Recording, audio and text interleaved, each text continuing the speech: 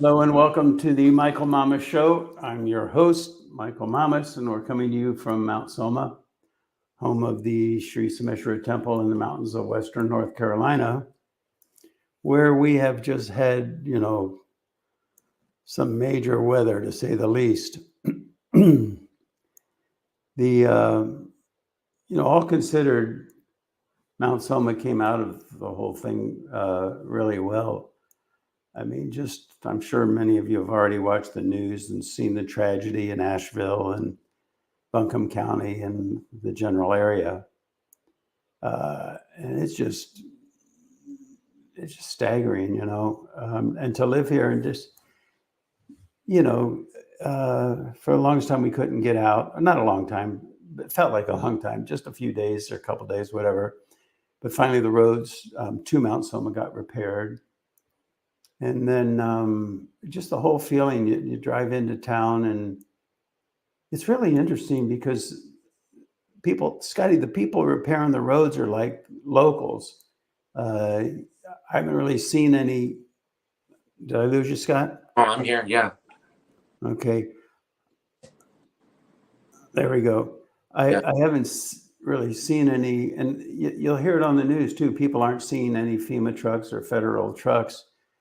But the spirit of the place is pretty amazing because so many people have brought out their own equipment, trucks, track hose, like that, and have been repairing the roads, and so we can get out.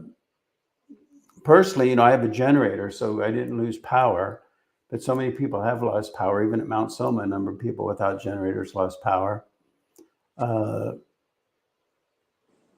And the internet was out. Evidently, the internet servers and also Verizon, the phone servers, the landslides were dramatic, and they washed out fiber optics. But just what was it? Just a day ago or so, here at Mount Soma, we finally got internet, and phones are working, and so that makes a big change. But listen to this, Scotty. There are two main rivers in the area, French Broad and the Pigeon River. And during the peak of the flooding, the amount of water flowing through those two rivers combined per minute was equivalent to the amount of water flowing over Niagara Falls. Wow. It's incredible. And I mean, you just look at the photographs of places in Asheville that, where you had lunch, where you lived, where you hung out and stuff. You're just wiped out. It's really tough to see, and the death count keeps rising. So compared to the tragic losses in the general area, Mount Soma and Sri Sameshwara made out pretty well. There is we have two road accesses to Mount Soma. The primary one is to the west.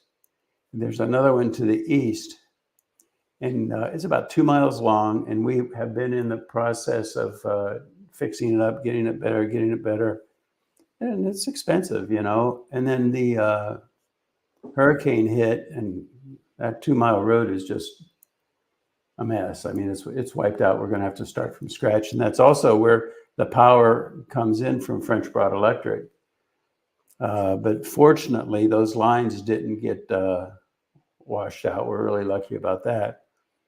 So that road needs to get fixed. And also, it's expensive to maintain the temple and the roads and all of Mount Soma and the student union, the community center, on and on. And I think a lot of you know that the kitchen has been closed, and also housing was closed, though it just recently opened the housing, but been closed for over a year now. And we keep trying to get a building permit, and it's one little thing after another, which is just maddening.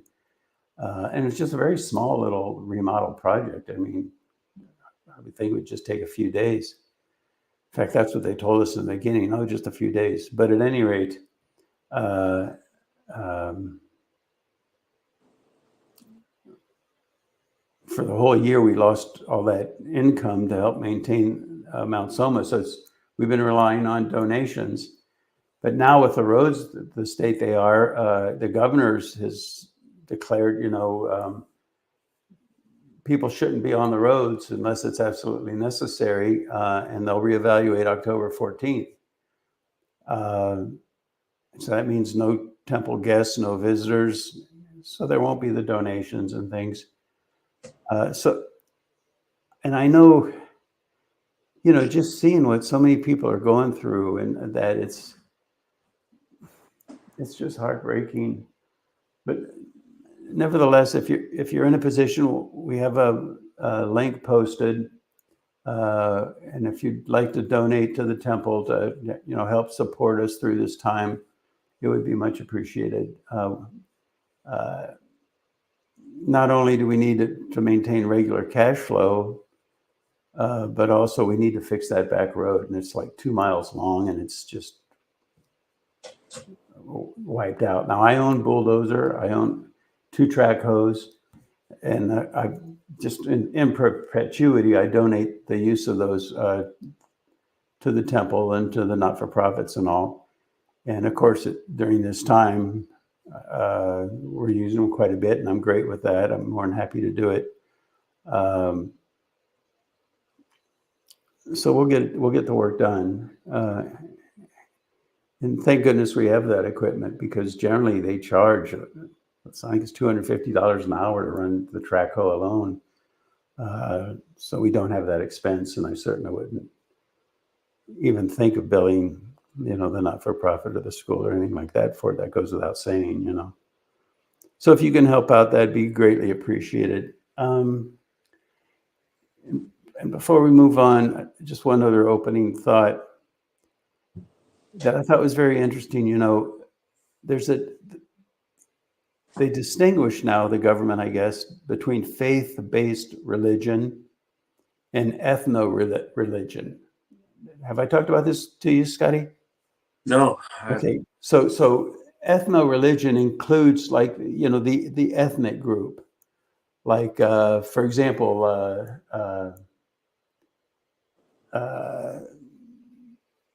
it would include, you might say, with respect to, the Jews, there's an ethnic group there, and there's also the religion there. And then those combined makes an ethno-religion. Now, why that's so compelling, and it was just recently approved, I guess, by the courts or whatever, that ethno-religions are now protected under the Civil Rights Act. I think it's Title VI, I think I read. And so that affords them a lot more protection than just if it was an isolated religion. Does that make sense? Am I making sense there, Scotty? Yeah, but protection from what? What's that? Protection from what? Well, like, there's a lot of persecution of Jewish students in the universities, Okay. for example. But now it's not just because of their religion, but it's an ethnicity thing, which then kicks in the Civil Rights Act. That's just one example, But good question, though. Yeah. So,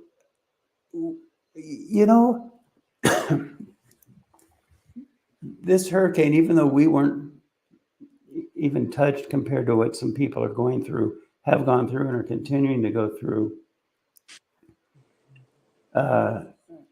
just being in the environment, being here, it really does, it shakes you up, It's almost like you can feel it in the atmosphere.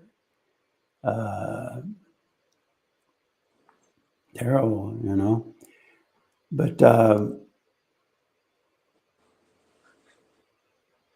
even making this podcast, we missed last week's podcast because we didn't have internet or anything.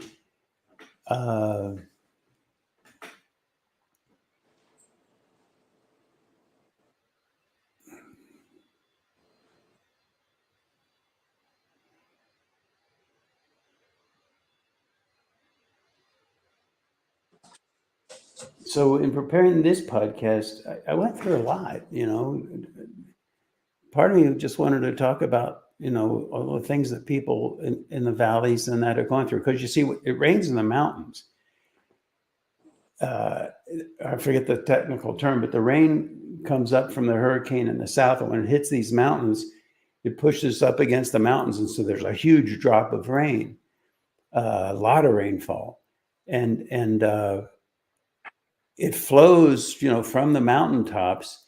Unbelievable. I mean, we were having floods. There's a mountainside. I'm on the side of a mountain, and just above to the north side of the house is, you know, it's a steep slope. And I counted 10 springs, underground springs that normally you don't see them flow. Water gushing, you know, two of them in particular. It was like a huge flood, and then it all collected, went down to a big drain pipe, and it was like Old Faithful. The water was coming out that drain pipe, hitting rocks below and just flying up in the air. It was dramatic. It was dramatic, you know.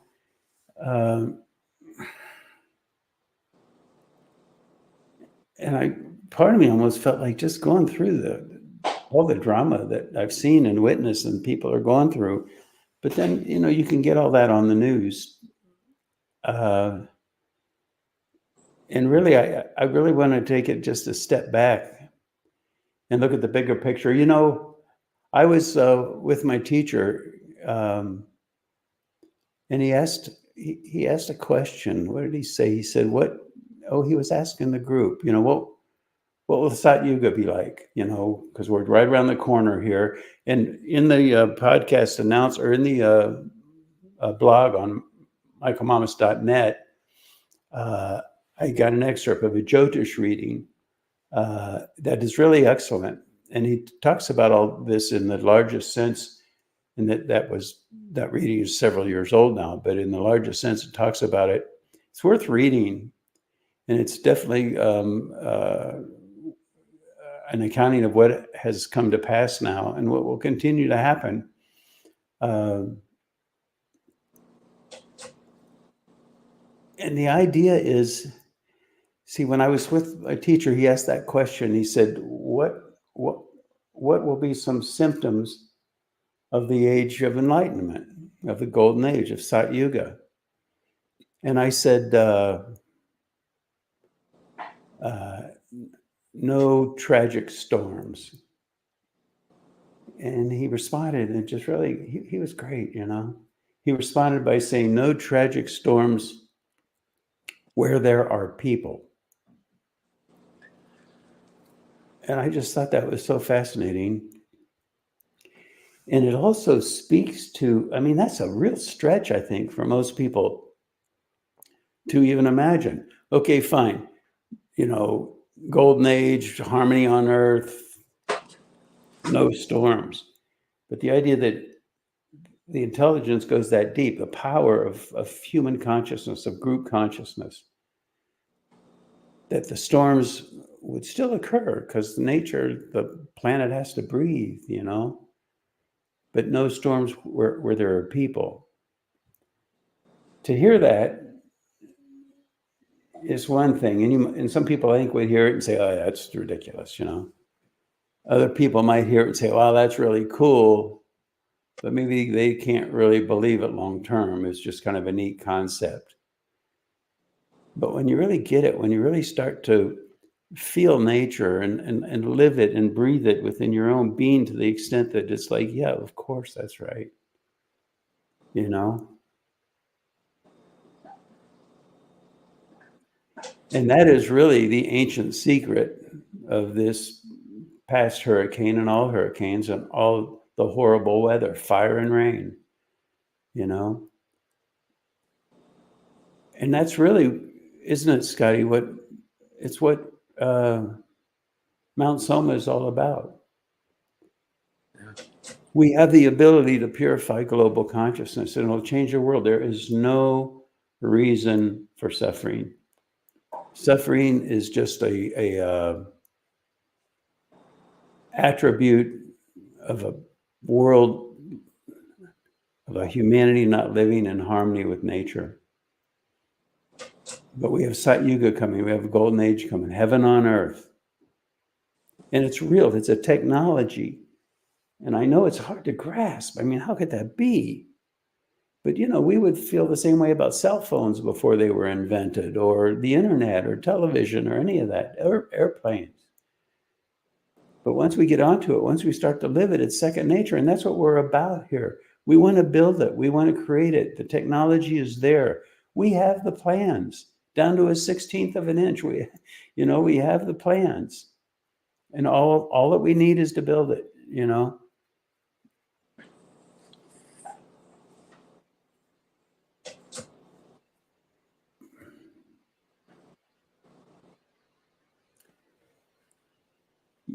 Some people were talking about, guardian angels, and people were thinking of this divine intervention. Donald Trump turned his head at just the right time, and so it just grazed his ear instead of going through his brain, the bullet. The word for guardian angels in Vedic tradition is Devahuta. I guess you would spell Devahoota. It's a more literal translation would be messenger from God. And there are different forms of it. They're the one form, the Petries, the ancestors. And, a lot of times we'll feel like, our old beloved grandmother or great grandmother or what have you passed away, but I can still feel her presence. She's still watching over, And there's truth to it. I mean, it's even in the Vedic literature. So much is in the Vedic literature. So much that we just think about and wonder about. It goes into it and explains it in great detail. And again, in this day and age, that falls back on credibility. It's just so foreign now to the way we've been indoctrinated into thinking, but it's real. And because we have this knowledge, we have the knowledge of how to build an enlightened city that purifies global consciousness. It's a technology. It's not just holding our hands and swaying and howling at the moon and, praying for world peace, which is all fine, but the technology, it's one thing to pray that we can communicate with somebody on the other side of the planet. It's another thing to build the cell phone and the networking and actually do it, and it's the same. And so we have a responsibility. I feel a profound level of responsibility. And it's so disheartening in a way to watch the news and see people suffering, even here in the Asheville area now. And it's such a hard thing to experience because we have the knowledge, we have the ability to respond, the responsibility, and we just have to build it. But it takes, it's not an inexpensive endeavor, But there are people out there that could fund it and not even feel it, And why don't they do that? Again, it's so foreign to the current mode of thought. Once it's built, once it's created, once it's functioning, just like with the cell phone, everybody will say, oh yeah, cell phone, you can call wherever you want. And they'll say the same thing about the technology to purify global consciousness. But until it's built, it's just a far out thought,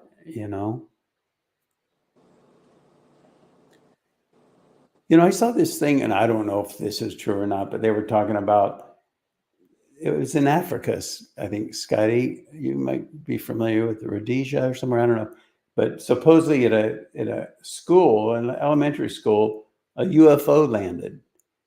And the alien, came out of his spaceship or whatever, and flying saucer or whatever.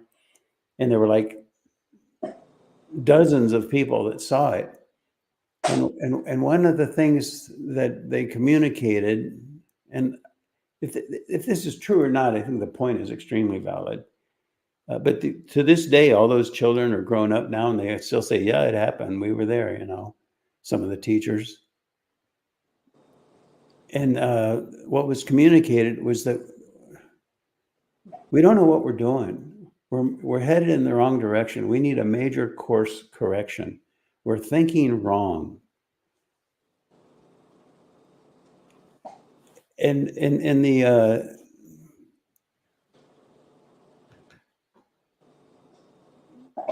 article I included in the blog, he talked about the arrogance of humanity, that we think that we are stronger than nature, that we can control nature, that we're more powerful than nature. We can overcome it all. And it's just plain not true. And what happens then, if you push against a sufficiently resistant surface, it pushes back. You can't push it over. And so all of this upheaval, what we talk about climate change and all that, it's nature pushing back. And living in harmony with nature, though, I don't want to pollute the earth and fossil fuel pollution and all that stuff. But living in harmony with nature is so much more than that. It's not just a few laws about, clean air and things like that, which is all good, but it's so much more. It's in the physiology, it's in the awareness, it's in the being of the people. It's how we think, it's how we function, it's how we relate to others, just spontaneously. It's not a bunch of rules we obey, it's a state of physiology. And that state of physiology is highly dependent upon that atmospheric, if you will, global consciousness. It's a thing. It's almost like a substance, and it needs to be purified before humanity can think properly. You get a bunch of fish and you throw them in a dirty fish bowl, they're not going to function optimally. It's just not possible.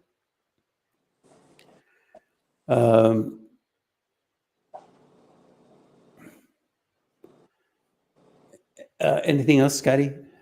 Well, going back to when you started, this situation is eerily similar to the one that we encountered when the day before we left Maui, and then the next day, the fire that burned through Lahaina. Yeah, you were there. We were there 8 hours before it happened. 8 hours before. Right.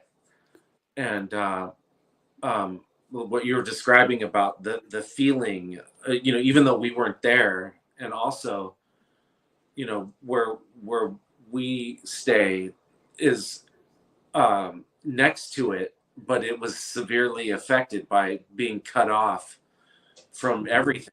And yeah. your explanation of how the locals are the ones that are, bonding together, coming together as a community, and you see just how powerful that is. It's amazing. And then also the lack of response from the federal. Oh yeah, there was a guy that they interviewed. I think it was on local TV, if not national. And he said, this has made me realize something that's fact. He said, made me realize that it is no longer we the people. It's no longer about we the people. It's about us versus them. Yeah. And that's heartbreaking. Yeah. But all the locals that I've talked to, nobody's seeing a federal response. Right. I don't want to get too political about it, but what they're all saying is that the money all went to illegal aliens, and also they took funding away from our veterans to support the illegal aliens, and they're giving the people here. They're offering them $750. Yeah, most people. Well, wait a minute, $750, and in California, all told up, they're giving each illegal $10,000. See, Michael, they said that about Maui too, and most people didn't get that money because there's certain qualifiers that you have to have in order to to receive that. And so, all those people still, had their houses were burning down. They still had to make their mortgages. They still had to, all of that stuff. No, nobody. So people need to start, like you were talking about how our direction of thinking is kind of off. It's like really off, because we really need to. That's what the government needs to be doing, right? That's what they're there for, It's all tragic, And I think a lot of it comes back to just, it's like the arrogance of, I'll call it gossip, gossip, floating these bogus narratives. And it becomes more real than reality. It becomes like a self-righteous approach. Whereas the truth is, humility is the flip side of wisdom, And but it's almost like the arrogance of a paradigm identity. That's what reigns these days. It's no longer the humility of wisdom, but it does bring out the beauty of all these people helping each other, neighbors helping neighbors,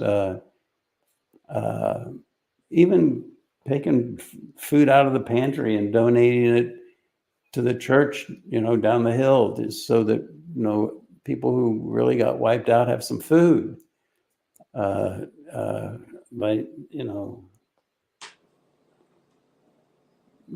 Do what we can,